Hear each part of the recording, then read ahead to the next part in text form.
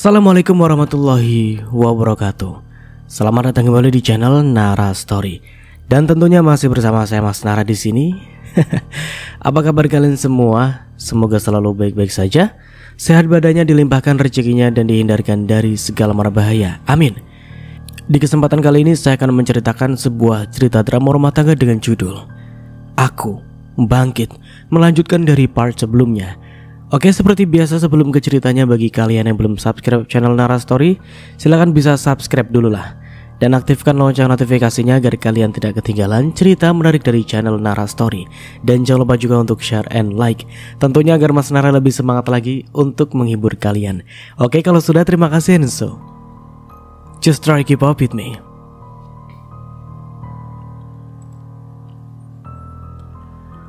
Entah racun apa yang sudah dikatakan Bu Marni kepada pria yang menikahinya 4 bulan lepas itu.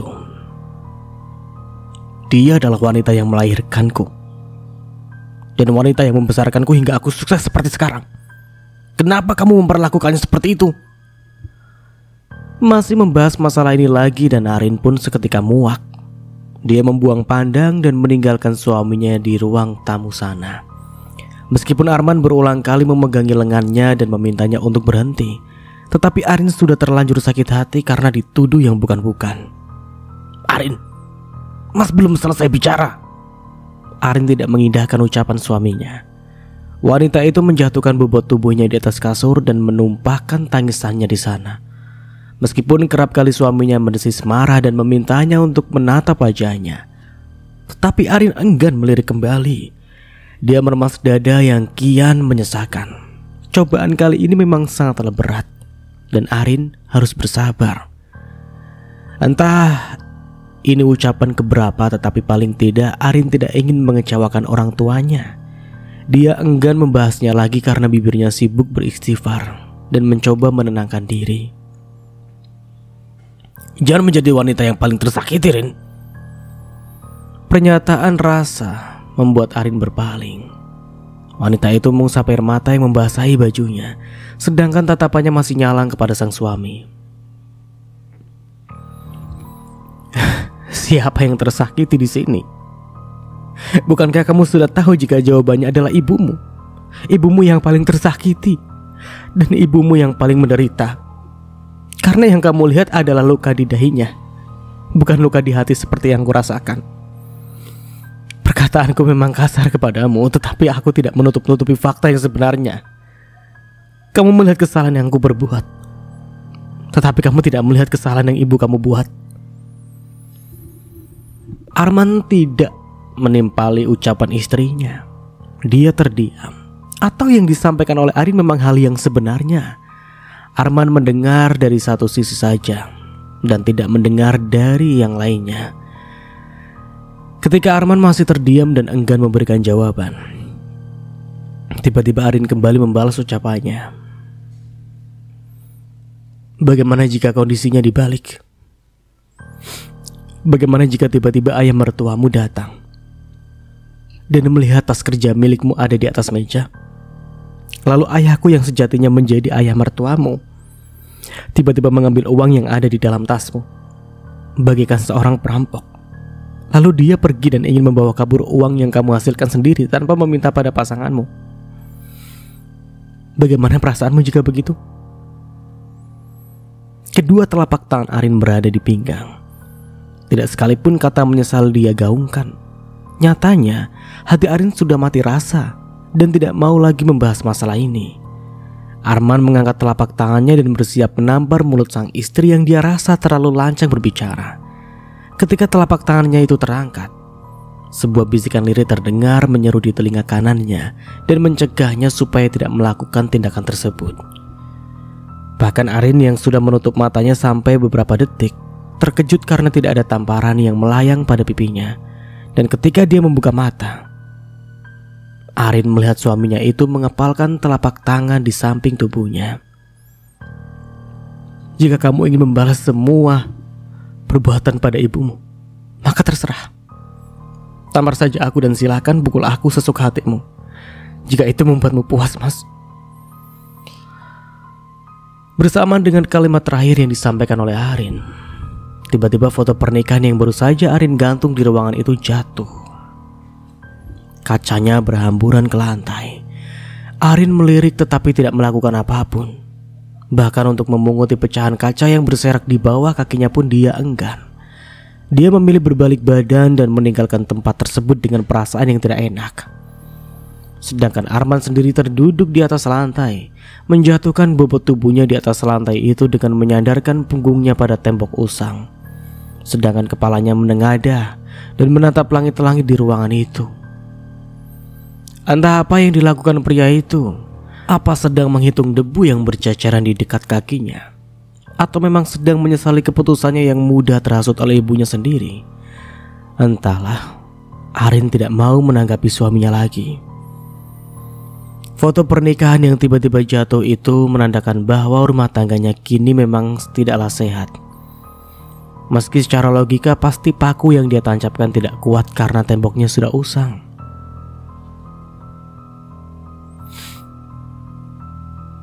Sebegitu sayangnyakah dia pada ibunya, sehingga membutakan mata dan juga hatinya. Mengapa sedikit pun dia tidak mau melihat ke arahku? Yang ada di pikirannya hanya kemakmuran ibunya dan adiknya. Bahkan ketika aku diberikan uang sebesar 500 setiap bulannya, aku tidak memprotes.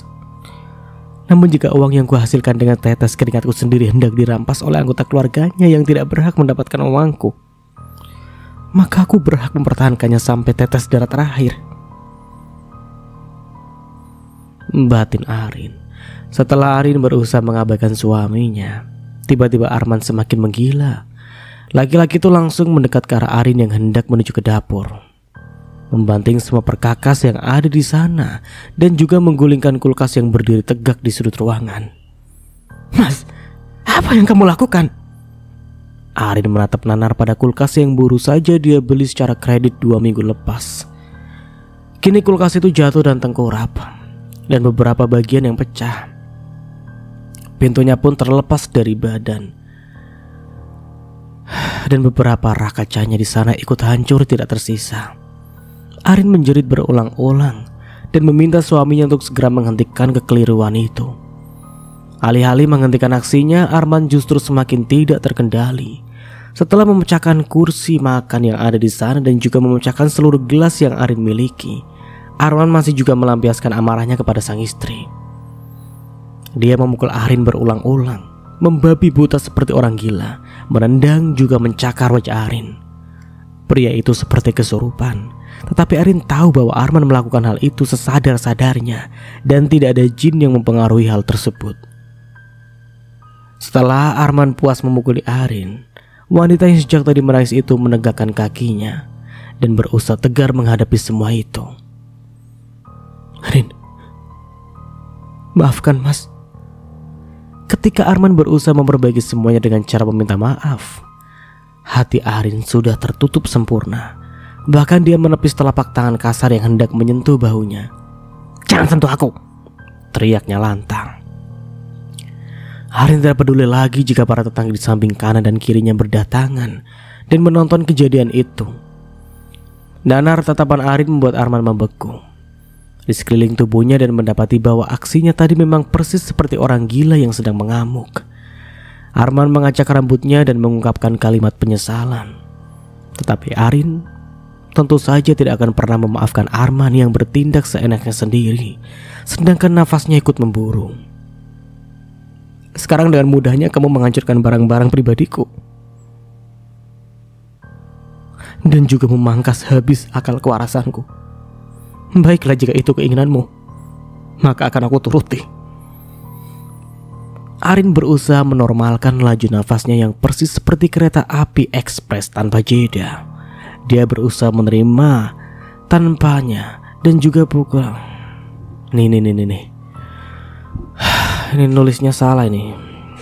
Ya, Mas Nara baca sesuai apa yang ada di tulisan. Dia berusaha menerima semangat tanpamu dan juga pukulan yang dilakukan oleh suaminya ini. Apa itu maksudnya? Pusing kan? Ya gitulah pokoknya. Ya udahlah, kita lanjut. Rin, Mas Kilaf, Mas telapak tangan Arin terangkat ke udara dan memberikan kode kepada suaminya supaya tidak mendekat. Arin sendiri menatap penuh kemarahan kepada laki-laki tersebut dan berusaha tidak meledakkan emosinya. Laki-laki lembut yang dulu dia puja-puja kini tengah mengeluarkan watak aslinya. Secepat ini Arin mengetahui jika suaminya bukan laki-laki yang terbaik. Hanya di usia pernikahan yang hendak memasuki usia 5 bulan, justru semuanya terkuak. Senyum manis pria itu, ucapan-ucapan lembutnya, dan kata-katanya yang mendayu, itu tidak akan mempan lagi merayu Arin. Wanita itu tetap mengukuhkan langkahnya untuk meminta berpisah. Dia sudah tidak tahan lagi dengan rencana busuk yang dilakukan oleh ibu mertuanya. Sudah cukup Arin tersiksa selama 4 bulan belakangan, dan kini dia memilih untuk menyerah. Cukup. Kalau hanya bertengkar dan menasihatiku melalui ucapan, lalu kamu memaki-maki diriku, aku rasa aku masih bisa memakluminya. Tetapi ketika kamu sudah main tangan kepada aku, maka jangan salahkan aku jika ada gugatan perceraian setelah ini. Ancaman Arin jelas tidak main-main. Arman tampak ketakutan, dan laki-laki itu mengikis jarak di antara mereka. Arman pun menumpahkan air matanya dan dia tidak menyangka bahwa dirinya akan mengamuk seperti tadi. Dengan segala ketakutan yang dia miliki, Arman berusaha membujuk istrinya supaya tidak merealisasikan gugatan cerai seperti yang dikatakan oleh istrinya tadi. Rin, Mas tidak mau berpisah. Tidak ada yang perlu kita pertahankan di sini. Aku sudah terlanjur kecewa dengan sikapmu yang bertindak sesuka hatimu. Lihatlah kekacauan yang ada di sekitarmu. Barang-barang yang tidak pernah kamu beli sekalipun kini kamu hancurkan.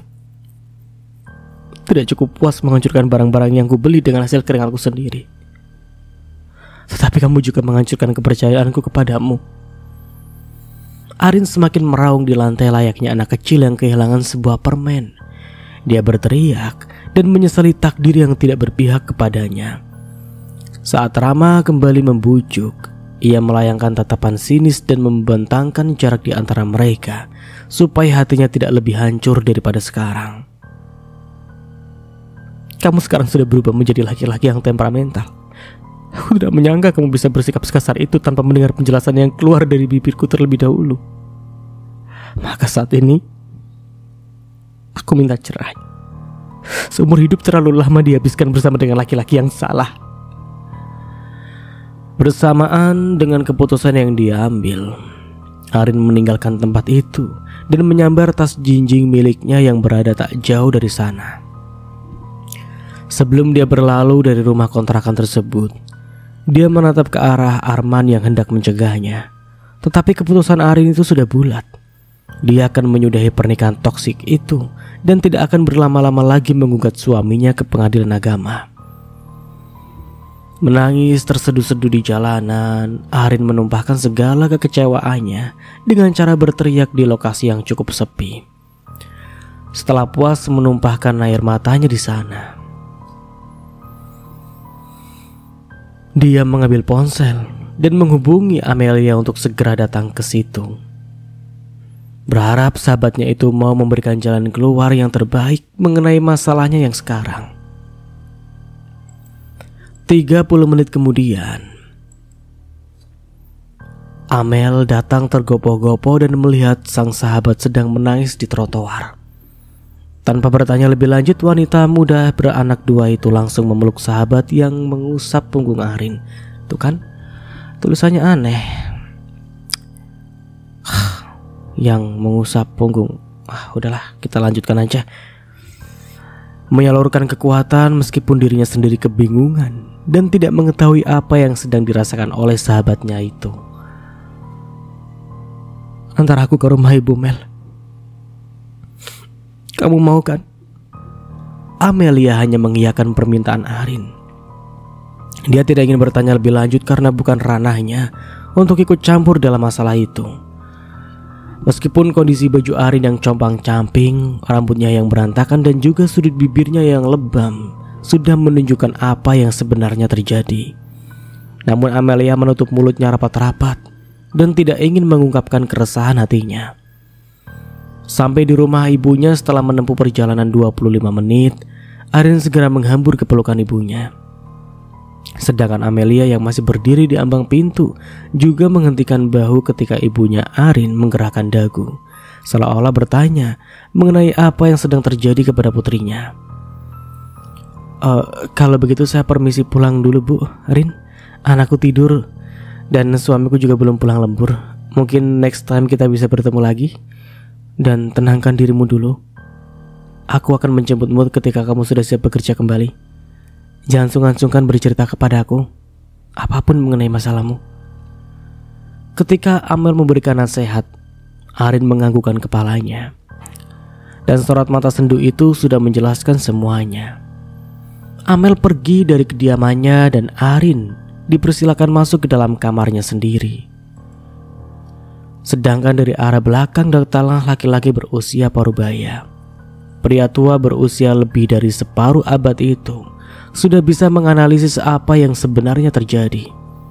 Tanpa bertanya lebih lanjut kepada putrinya, Pak Yanto segera menggeber sepeda motor bebek miliknya, melajukan kendaraan roda 2 itu menuju ke kediaman Arin yang telah diberitahukan oleh istrinya sejak kemarin. Sampai di rumah kontrakan putrinya, Pak Yanto begitu tercengang melihat keadaan yang terpampang di hadapannya. Begitupun dengan Ramai menunduk lesu di rumah dalam tanpa mengunci pintu. Apa ini maksudnya?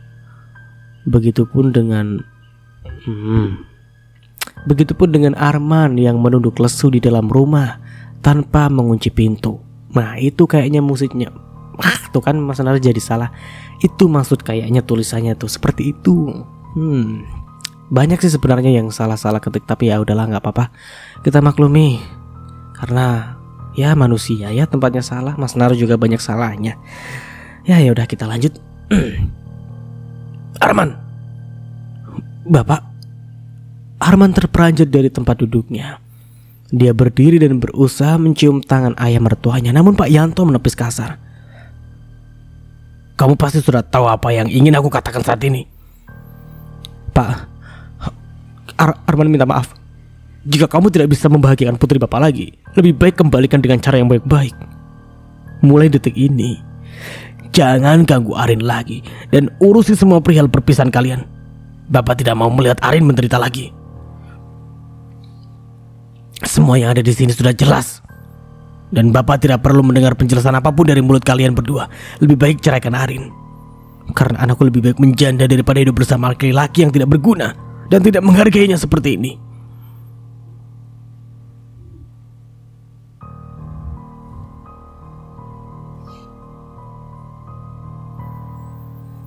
Arin, maafkan Mas yang tidak bisa menjaga perasaanmu.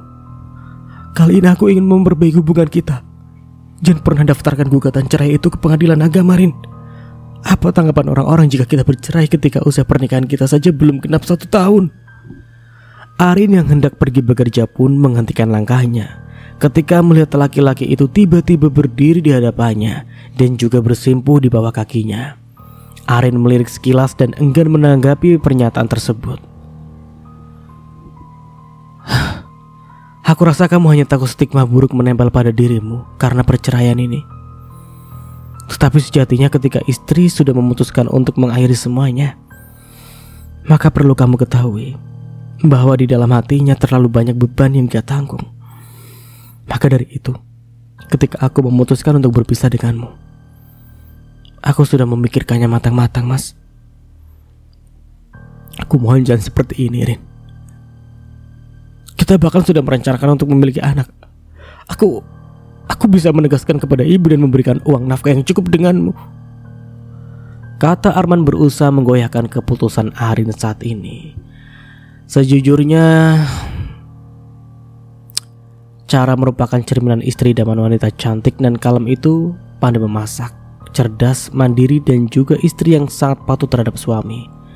Beberapa tahun mengenal tidak pernah sekalipun Arin berkata kasar jika dirinya tidak keterlaluan.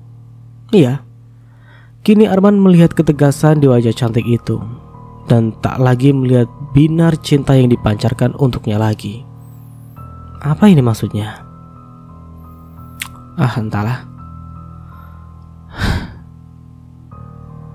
Bukan semata-mata karena uang yang kamu berikan kurang. Bukan karena itu. Pernikahan ini sangatlah toksik dan aku ingin mengakhirinya. Bukankah ini yang diinginkan oleh ibumu? Dia selalu memintamu untuk menceraikan aku. Lantas untuk apa aku bertahan dalam keadaan yang sangat menyakitkan? Aku terlalu percaya diri bisa membuatmu jatuh hati, sampai aku tidak menyadari kalau kamulah yang justru menyakitiku sedemikian dalam. Arin menghirup nafasnya dalam-dalam dan merasakan sesak kembali merajai diri. Meskipun sebenarnya dia tidak ingin mengakhiri pernikahannya yang baru seumur jagung, tetapi Arin tidak memiliki pilihan lain. Suaminya sudah main tangan dan Arin tidak akan menerima perbuatan kasar itu lagi setelahnya. Pun Arin juga ingin mengembalikan mentalnya yang sudah dijatuhkan oleh sang ibu mertua. Tidak ada lagi air mata di wajah Ayu itu. Tetapi Arman menyadari bahwa setiap kalimat yang meluncur dari bibir istrinya terdengar sangatlah menyakitkan.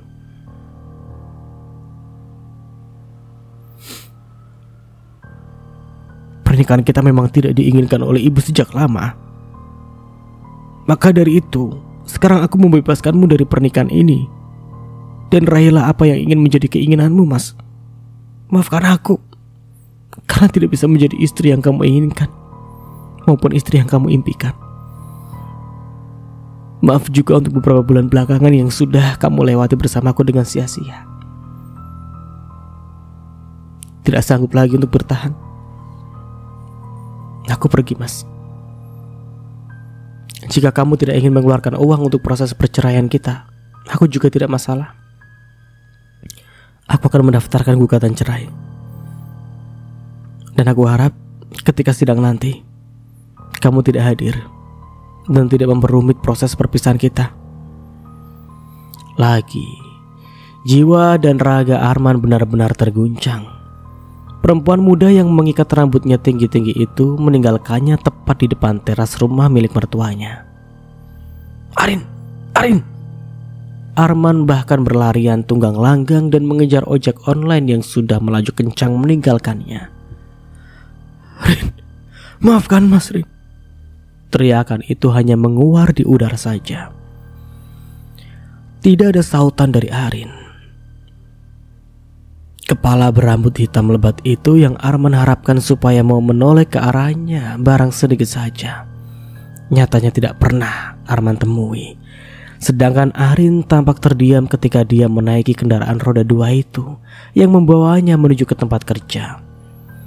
Setelah beberapa bulan lamanya mengabdikan diri menjadi seorang istri, Arin mengerahkan seluruh kemampuannya berusaha menjadi istri yang baik, menyenangkan hati suami dengan melayani Arman sebaik mungkin, termasuk dengan masakan, salah satu keahlian yang dimiliki oleh Arin. Tidak pernah Arin membiarkan suaminya meninggalkan rumah dengan perut kosong, pun tidak pernah membiarkan laki-laki itu tidur sembari menahan lapar.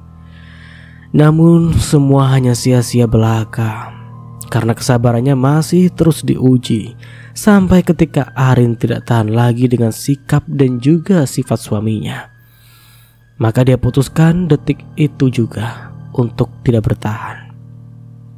Tidak, seumur hidup terlalu lama jika dihabiskan bersama laki-laki yang tidak pernah bisa menghargainya.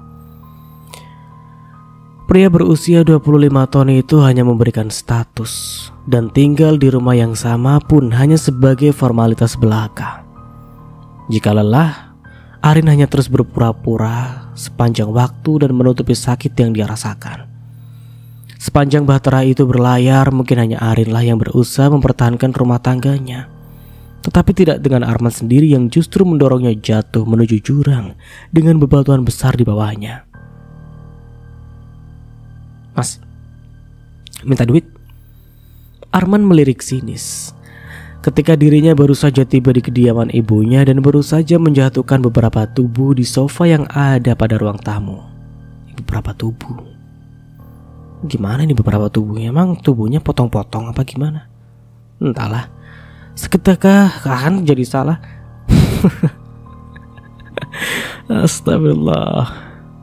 Seketika dia dikejutkan dengan sang adik yang justru telah menodongkan telapak tangan di hadapannya. Sus, Mas baru saja pulang.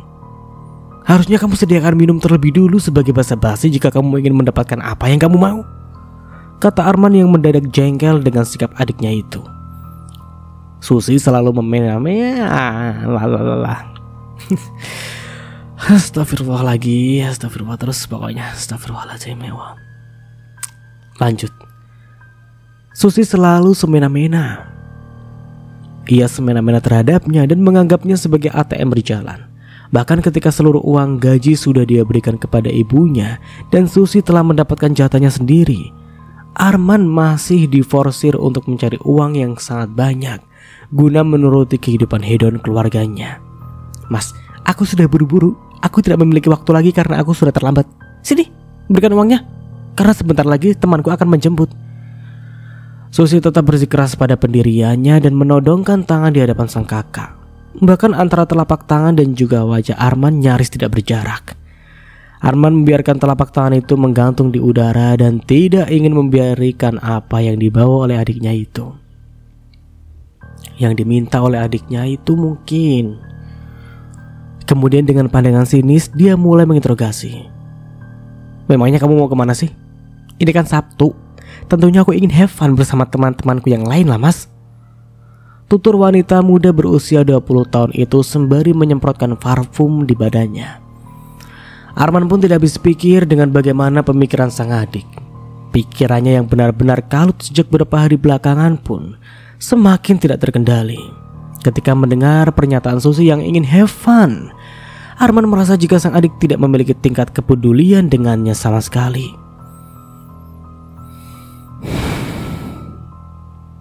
Kamu ini ngaca gak sih? Kita itu orang susah. Dan tolong jangan menghamburkan uang yang susah payah Mas dapatkan, kata Arman berusaha menasihati.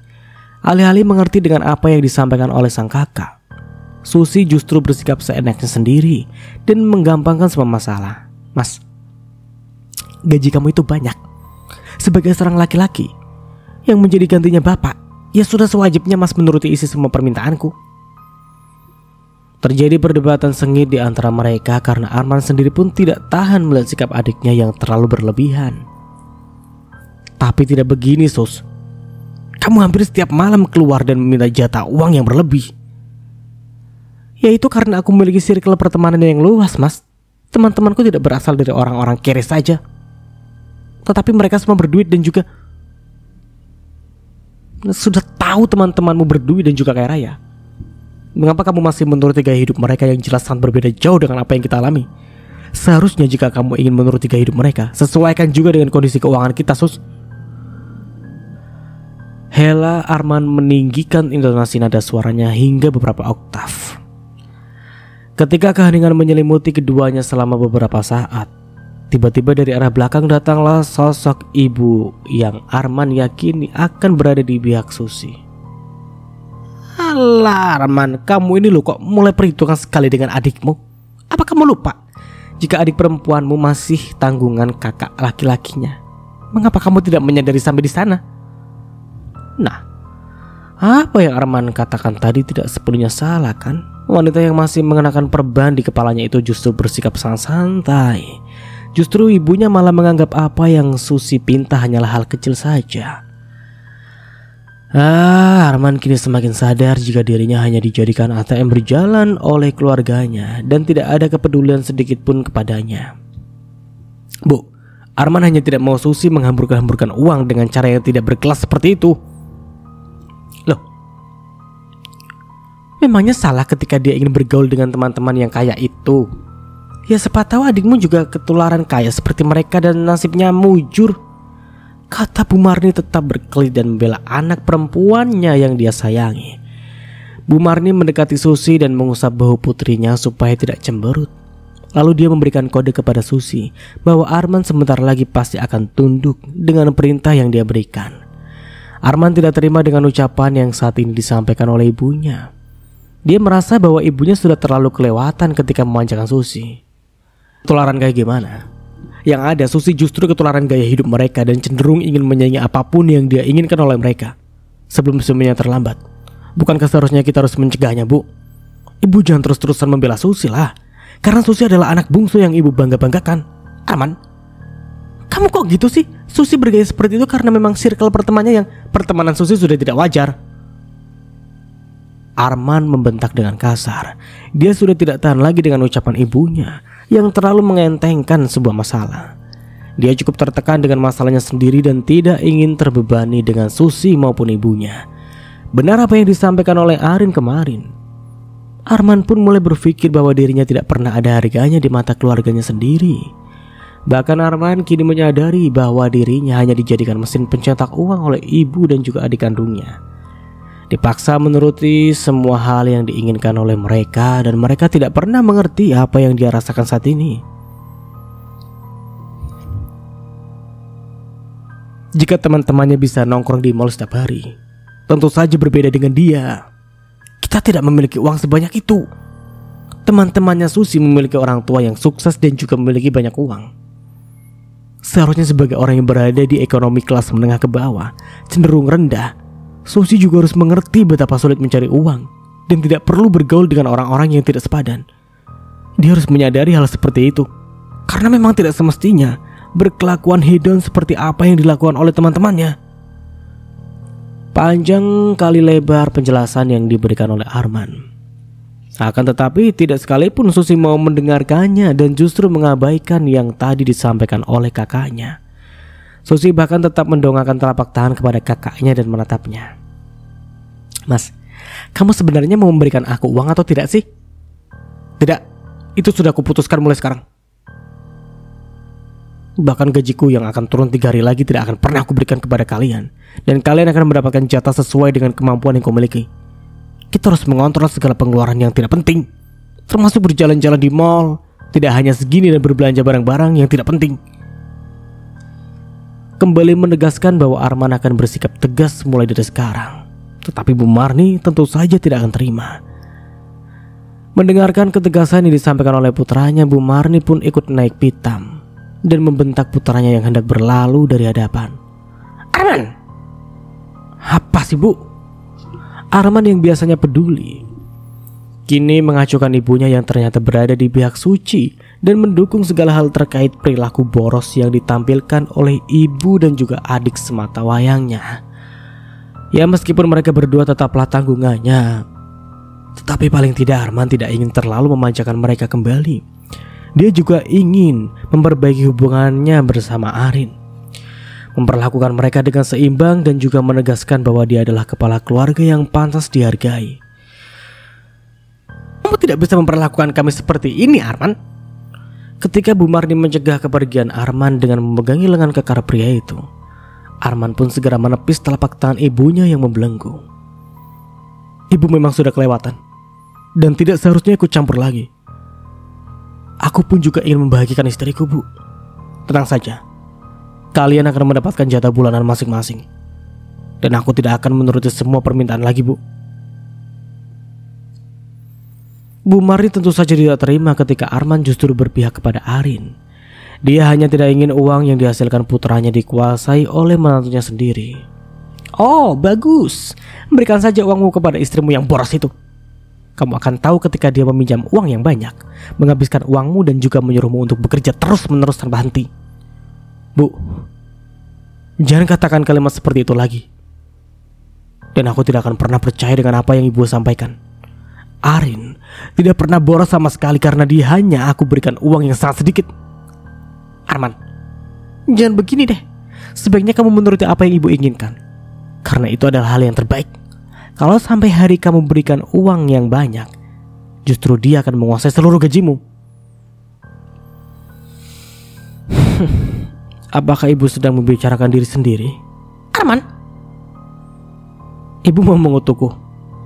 Silakan, Bu. Mulai dari sekarang, aku akan bersikap adil. Aku hanya ingin mempertahankan rumah tanggaku yang diambang atas kehancuran. Arin bahkan bersiap melayangkan gugatan cerai jika aku tidak segera memperbaiki diriku sendiri. Oh, bagus. Kalau Arin meminta cerai darimu, bukankah itu artinya tanggunganmu berkurang 1? Sebaiknya kamu turuti saja ketika dia meminta bercerai. Ibu setuju saja jika kamu berpisah dengannya, karena itu adalah hal yang terbaik. Ibu! Bentak Arman meninggi. Bersama dengan kalimat yang melengking keras, Arman merasakan getaran di ponsel di saku celananya semakin ketara. Dia meraih benda pipi tersebut dan melihat siapa yang mengirimkannya pesan lebih dari 11 gambar itu. Buru-buru jari jemari Arman menggulir layar ponsel dan masuk ke aplikasi pesan chat. Kemudian ketika melihat gambar tersebut, kepala Arman terasa sangat mendidih karenanya. Aku tidak akan membiarkan hal itu terjadi, kecamnya sembari mengepalkan tangan di samping tubuh dan berlalu dari rumah ibunya. Di sisi lain, Arin menatap Johan yang siang ini mengajaknya makan siang. Bukan bermaksud munafik karena tak mau diajak makan enak, tetapi dia masih sah menjadi istri orang, dan makan bersama Johan berdua saja rasanya aneh. Maaf Mas Johan, tapi kita makan siangnya beramai-ramai, bukan berdua kok. Beritahu pria itu yang seketika membuat Arin menaikkan sebelah alisnya. Dalam rangka apa Mas? Tidak ada apa-apa. Ya tapi memang sudah biasanya makan siang bersama ketika aku kemari bersama ayah dan ibu. Kamu mau ikut kan? Pertanyaan penuh penekanan itu akhirnya Arin angguki. Ia juga melirik ke arah Rika, Amel, dan juga teman-temannya yang memelototi ke arahnya. Iya sudah Mas, jika ikut. Iya saya ikut deh, yang lain juga ikut, jawab Arin terbata. Mobil berkapasitas 7 orang itu melaju kencang membelah jalanan. Ketika mereka duduk, seorang waiters datang dan membawa menu makanan. Setelah memesan, sang waiters pamit undur diri ke belakang, sedangkan beberapa yang lainnya ikut bercengkrama satu sama lain. Sedangkan Johan dan Arin pun tampak saling melirik. Mulut mereka terkunci rapat, dan keduanya enggan bercengkrama barang sepatah kata. Kecanggungan tercipta di antara mereka. Sepanjang makan siang berlangsung, baik Johan maupun Arin tidak terlibat pembicaraan satu sama lainnya. Hanya denting sendok dan garpu yang beradu dengan piring saja yang terdengar di antara mereka. Ketika makan siang itu masih berlangsung, tiba-tiba dari arah kanan mereka bersama dikejutkan dengan sebuah teriakan yang melengking kuat. Arin! Mas Arman? Lirih wanita itu berbicara. Arin beranjak dari tempat duduknya. Dia tidak ingin hal-hal buruk terjadi di sini. Kemudian dia berusaha menghampiri laki-laki yang masih sah menjadi suaminya tersebut. Kedua bola mata Arman yang terlihat menyala menandakan bahwa pria itu sedang emosi. Arin pun segera menemui laki-laki tersebut dan ingin mengajak suaminya supaya marah-marahnya tidak jelas jangan di sini. Akan tetapi belum sampai Arin menuju ke arah suaminya, Arman justru berlari menuju kemari. Pria itu langsung menarik Arin keluar dari rumah makan tersebut dan mengajaknya menepi di lokasi parkir. Lepas Mas, tanganku sakit. Aku tidak peduli. Kamu pikir tidak ada yang lebih sakit daripada pergelangan tanganmu itu? Tukas laki-laki itu yang terdengar sangat aneh di telinga Arin. Arin tak mengerti apa yang disampaikan oleh suaminya kala itu. Memangnya apa yang lebih sakit? Sesampainya di lokasi parkir, Arman menyentak kasar pergelangan tangan istrinya itu dan bertanya mengenai perihal makan siang bersama itu. Apa yang kamu lakukan dengan laki-laki itu? Cecar laki-laki itu dengan tatapan membunuh. Bahkan ketika melihat bersama dengan Johan, dadanya terasa bergemuruh dan sakit. Mengetahui bahwa laki-laki itu berstatus bos itu masih mencintai istrinya, bahkan hingga detik ini, maka Arman tidak akan diam begitu saja. Maksudmu apa sih? Arin menarik nafas dalam. Baru dia sadari jika Arman mungkin saat ini tengah dilanda cemburu buta. Jangan pura-pura bodoh. Kau pikir aku tidak tahu jika kamu sedang berselingkuh dengannya? Seringai yang terbit di kedua sudut bibir Arman itu terlalu menakutkan. Bahkan ketika Arman mengikis jarak kepada Arin sering jengkal lebih dekat, Arin pun justru memundurkan tubuhnya karena dia ketakutan. Sedangkan tuduhan tidak beralasan itu dia sanggah dengan cepat supaya tidak menjadi kesalahpahaman yang beruntun. Selingkuh? Kamu jangan berkata sembarangan sih. Kami tidak berselingkuh dan justru kami ingin makan siang bersama. Dia tak mau kalah. Arin menunjuk dari suaminya supaya tidak terjadi kesalahpahaman di sini. Kalau hanya makan siang bersama, kamu tidak perlu duduk di depannya kan? Arman tertawa hambar. Dia merasa kalah dengan Johan. Karena jika Arin sebentar lagi meminta cerai darinya, maka besar kemungkinan Johan dan istrinya itu akan bersama. Dan sampai di sini dulu ceritanya. Nantikan kelanjutan ceritanya di part berikutnya. Dari saya mohon maaf bila ada salah kata atau dalam penyampaian cerita. Akhir kata, wassalamualaikum warahmatullahi wabarakatuh. Sampai jumpa di video selanjutnya and see you. Ciao.